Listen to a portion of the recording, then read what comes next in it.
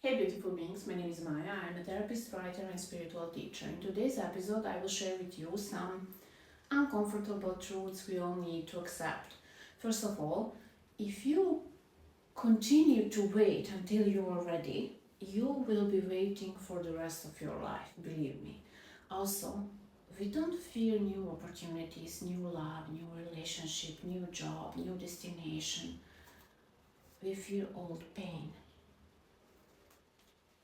You have to be able to admit when you are being the toxic one. I know there is no toxic people, but when you sense that, blame is great for your ego, responsibility is great for your future.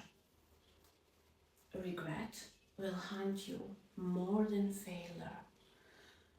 A narcissistic will tear you down and rebuild you in a way that is easier to control. Protect your boundaries at all costs. There is one important, the most important realization in life is that you are already enough. This realization won't make you lose your ambition. It will help you to pursue the right things for the right reasons. And also, if you found this video helpful, don't forget to like, share with your friends, and subscribe to my channel.